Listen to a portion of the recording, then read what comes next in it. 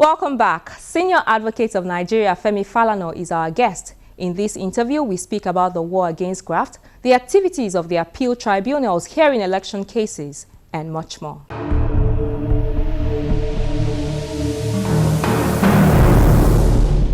The Chief Justice of Nigeria recently cautioned the Court of Appeal Justices to stop delivering conflicting judgments with regards to election petitions. Now, depending on which lawyers you ask, they are themselves divided over some of these judgments. But what do you think? I fully agree with the Honorable Chief Justice of Nigeria, Justice Mohammed Mahmood, on his very timely observation. Unfortunately, this problem has been allowed to linger for too long. And we have to attack the problem from the root. Unfortunately, some senior lawyers also have a role to play in what has become a disturbing phenomenon in our judicial system. In the first place, the Independent National Electoral Commission issued guidelines for the election. And these guidelines were made pursuant to the Electoral Act. So they are subsidiary legislations binding on everybody to the effect that for governorship elections in Nigeria, held on the 11th of April, 2015, card readers shall be used to accredit voters. And that wherever the machine did not function properly, the election in that unit will be postponed to the following day. Not that manual accreditation will be resorted to. And in many of these states, particularly Rivers, Akwa Ibom, Delta, Abia, and others,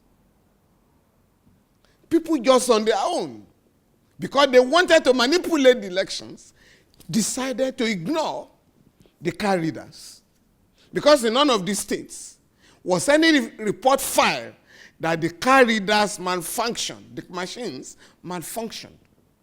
So the courts based their judgments, particularly in Rivers, Akwa Ibom, and Abia, on the integrity of the card readers, which INEC never faulted, because the uploaded, results were taken from INEC and tendered, certified true copies from INEC, and tendered before the tribunal.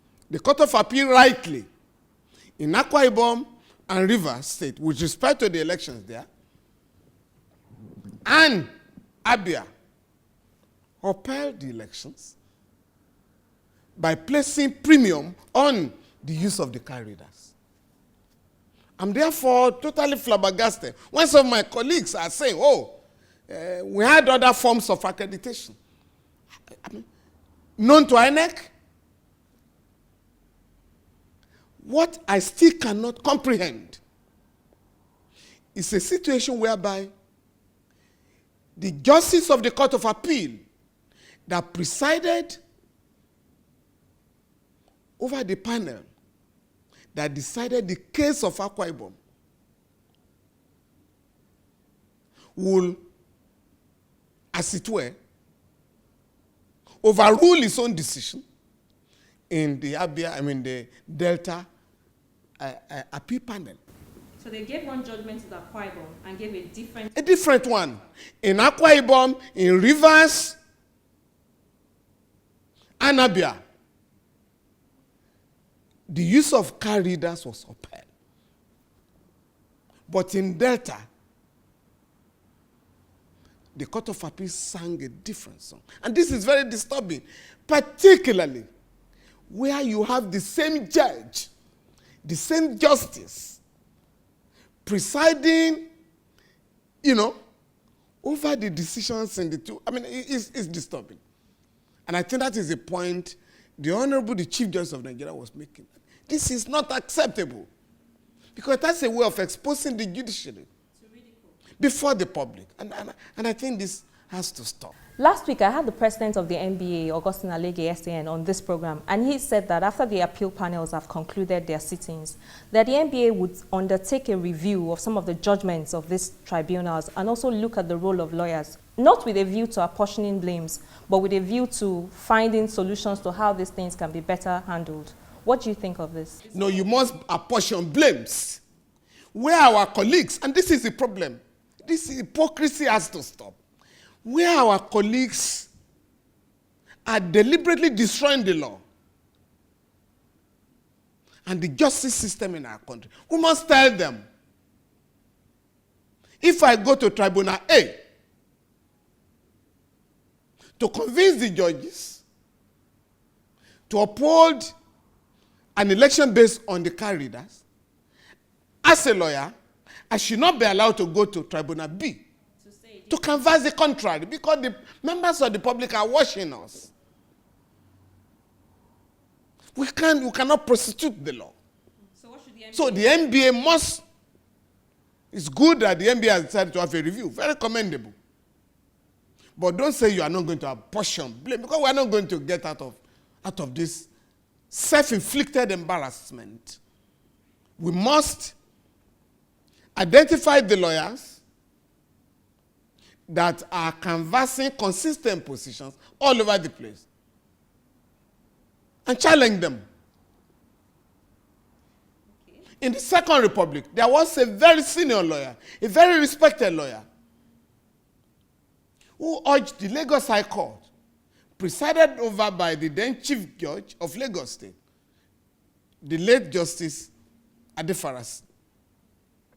This senior lawyer, eminent lawyer, went to the court and asked the court to agree with him that Governor Abba Musa Remi of Kaduna State, who was sponsored by PRP, who came into office on the platform of PRP, could not contest under MPP, led by the late Dr. Nnamdi Azikiwe.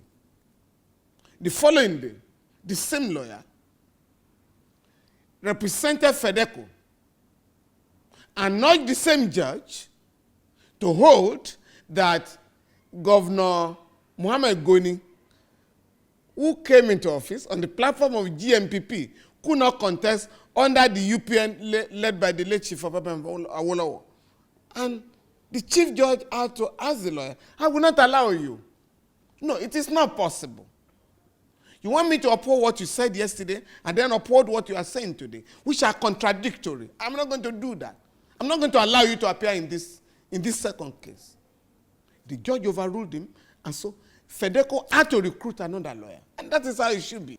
In those days, recommendations were made, particularly by the Supreme Court, with respect to those who have engaged in electoral malpractice, and police officers who help to manipulate results of elections.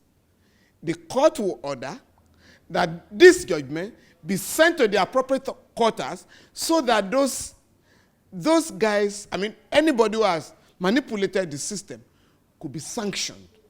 But these days, election results are annulled, and judges will order a rerun election. Those who have been indicted or those who have manipulated the election that led to the annulment will be allowed to recontest, as if you are rewarding their infamy, as if you are rewarding criminality. So these are the issues that I do hope this review will allow. Because Section 150 of the Electoral Act imposes a duty on INEC to prosecute those who have been indicted by our courts, by our tribunals, and those who have committed electoral offenses. But that is not going on. You recently described as unlawful the directive of the Chief Judge of the Federal Capital Territory, which barred magistrates in Abuja from issuing remand orders for very important persons who are under investigation by the EFCC.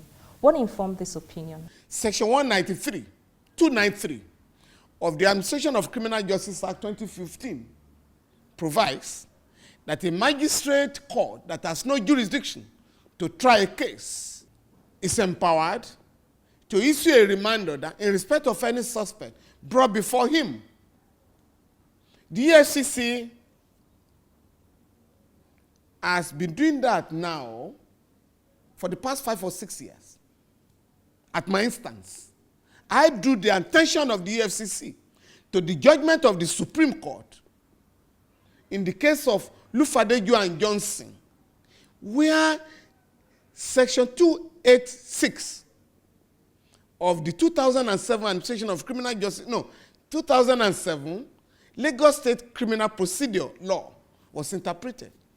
And the Supreme Court held in that case that notwithstanding that a judge, a magistrate, has no jurisdiction to try a case, in line with the provision of that law, he or she can order a remand of the suspect until the advice of the DPP will be ready.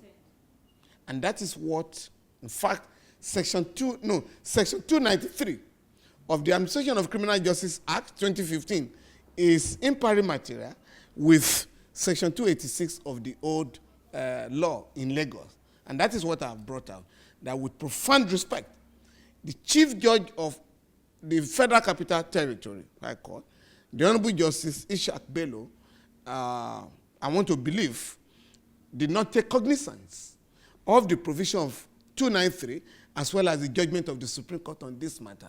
And so I'm urging His Lordship to withdraw the directive so that magistrates can continue to do their job under the law. And I have also appealed to our judges to stop giving the impression that politically exposed persons and other members of the ruling class who have committed the worst criminal offenses ever recorded in our country, in the history of our country, can just walk in and out of our courts. I mean, that impression must not be created or given, that our judges are covering up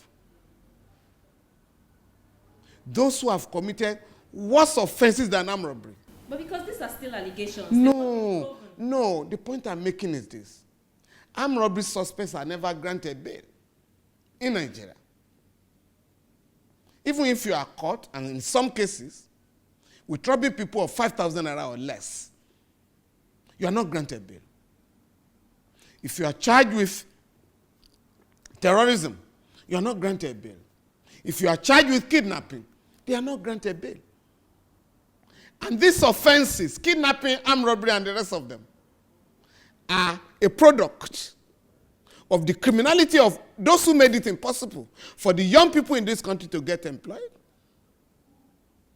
For those who have stolen the money meant to mend our roads and fix our roads, fix our hospitals, and people are dying carelessly.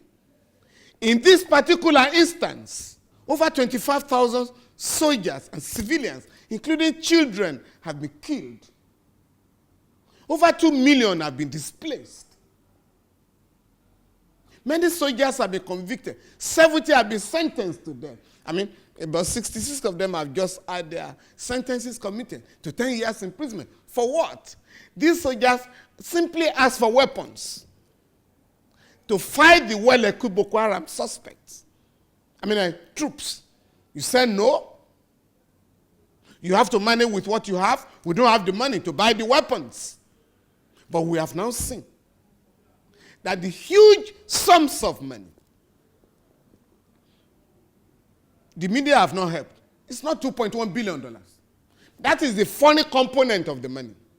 It's $2.1 billion and 643 billion naira. It's about $6 billion altogether. Some people sat down, looted the central bank, shared the funds.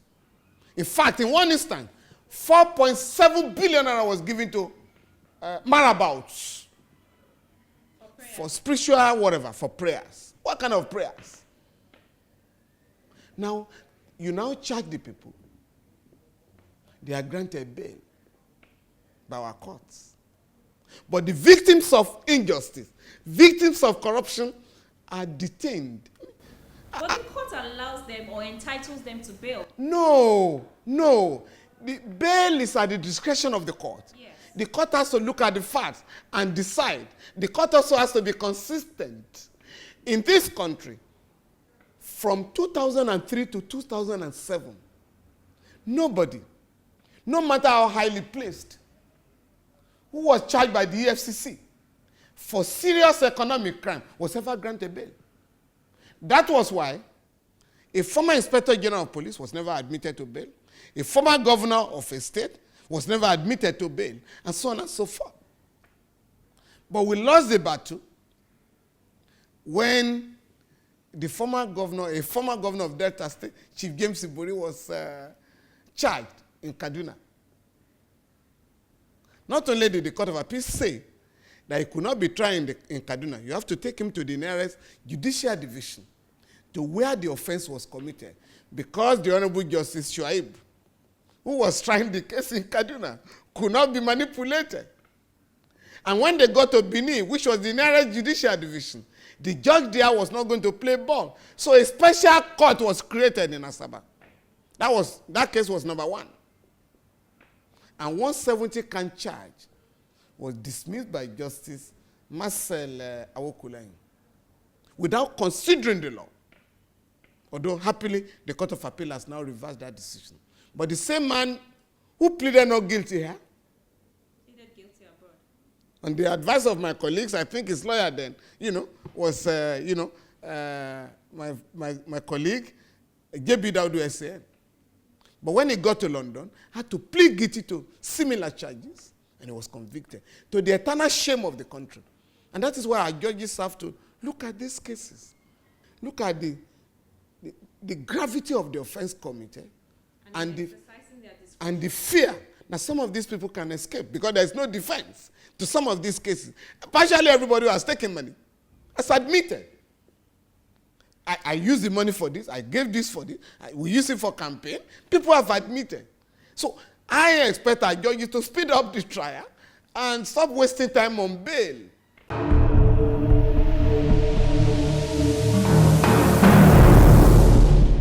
Very interesting conversation with Senior Advocate of Nigeria, Femi Falana. If you missed any part of it, you can watch it on our YouTube channel. Also send us your comments or questions using any of our social media platforms. I am Shola Shayeli. Thank you for watching.